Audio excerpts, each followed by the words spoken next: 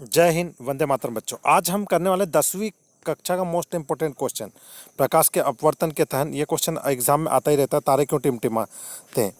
वास्तव में तारे कभी नहीं टिमटिमाते, ठीक है। प्रकाश के अपवर्तन के कारण हमें तारे टिमटिमाते हुए मतलब दिखाई देते हैं, ठीक है। किसके? प्रकाश के अपवर्तन के कारण। चलो आइए देखते हैं।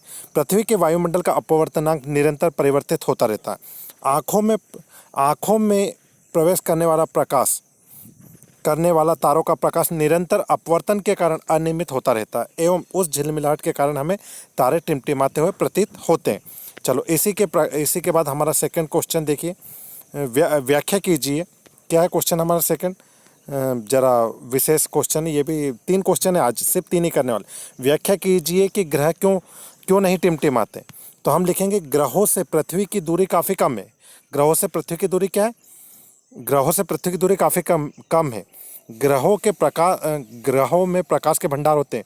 जो प्रकाश की किरणें ग्रहों से आती है उन्हें अपवर्तन नहीं होता। निकटतम एवं प्रकाश का भंडार होने के साथ साथ उनकी स्थिति में भी परिवर्तन नहीं होता, अतः वे टिमटिमाते हुए प्रतीत नहीं होते। और अगला ये जो क्वेश्चन है, ये तो आप मान के चलो कि अक्सर एग्ज़ाम में पूछा ही जाता है, चाहे 12वीं फिजिक्स हो, चाहे 10वीं विज्ञान हो। अक्सर आपको एग्ज़ाम में दिख ही जाएगा। तो इस क्वेश्चन को आप विशेष नोट कर लीजिए। सूर्योदय के समय और सूर्य रक्तताप मतलब लाल क्यों प्रतीत होता है?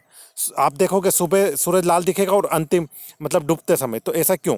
तो हम लिखेंगे सूर्योदय और सूर्यास्त के समय सूर्य क्षितिज कैसा रहता है? क्षितिज पर होता है। उस स्थिति में सूर्य की किरणें पृथ्वी के वायुमंडल में वायु की मोटी परतों तक पहुंचती है।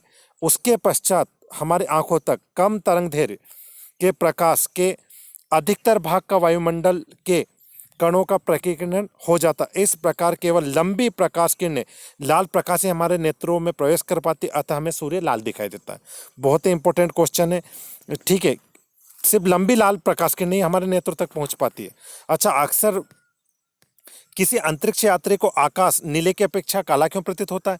जब हम ऊपर आसमान में से हम आकाश को देखेंगे तो हमें कैसा दिखाई देगा? काला। कैसा? अंतरिक्ष में वायुमंडल न होने के कारण प्रकाश का प्रकीर्णन नहीं होता।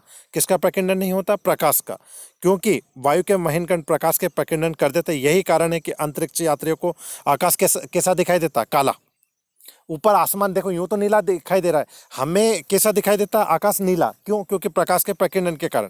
लेकिन आकाश जब अंतरिक्ष यात्री कोई ऊपर जाएगा तो उसे वहां से काला, क्योंकि वहां पे प्रकाश का प्रकीर्णन नहीं होता। अच्छा, कक्षा 10वीं में ये ऑब्जेक्टिव कितनी बार पूछा जाता है, आप जरा नोट कर लीजिएगा, इंपॉर्टेंट है। मानव नेत्र के किस भाग पर वस्तु का प्रतिबिंब बनाते हैं वह, तो उसे कहेंगे दृष्टिपटल। क्या बोलेंगे? दृष्टिपटल। मानव नेत्र जिस भाग पर किसी वस्तु का प्रतिबिंब बनाते हैं उसे क्या बोलते हैं? दृष्टिपटल।